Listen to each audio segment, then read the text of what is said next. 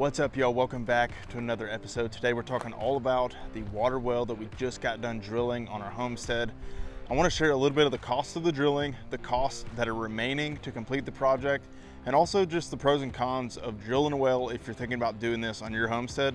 Let's jump into it.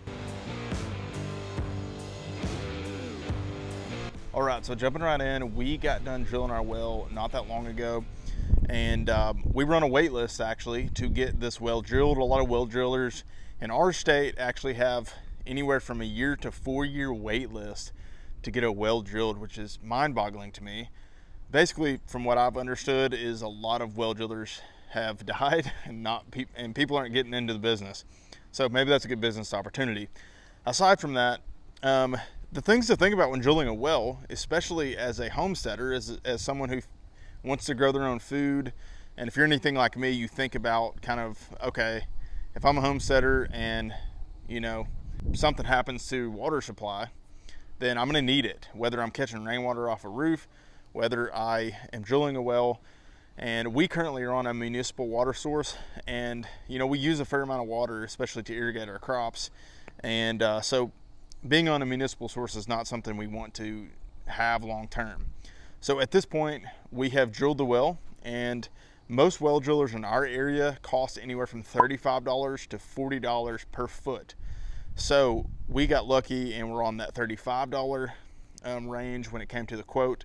And we ended up having to drill about 180 feet. And to be honest, we still aren't getting that much water. We got about 2 gallons a minute. So the downfall to drilling a well is you really don't know what you're gonna get, and nothing's guaranteed. You could drill 400 feet and be in it, $20,000, $30,000 and not hit water. That's the major risk that is involved when it comes to drilling a well. We got a couple of gallons a minute, which isn't great, but it's enough water for us to accomplish our goals. But we are going to have to put in a large storage tank, 3,000 gallon tank. Those are pretty pricey. So we're gonna have to do that along with obviously the well pump and the pressure tank and all that good stuff. So we spent around $6,000 on the drilling alone. So just the drilling was $6,000, that's to 180 feet. And we're probably gonna have to spend, depending upon how much work that I'm willing to do myself, we'll probably have to spend another $6,000 to $8,000 to complete the project.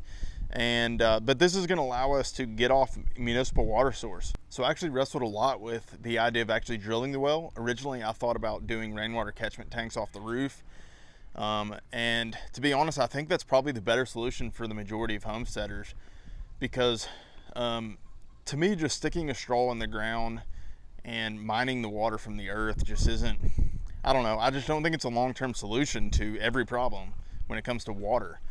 I think we can do a lot of things like rainwater catchment tanks, digging swells, irrigation ponds. I think we can do a lot of type of stuff like that instead of just drilling a well. We ended up deciding to drill our well because we use a good amount of water, more than I can catch off the roof, to irrigate our crops. And so I still am wrestling with it, the idea of it.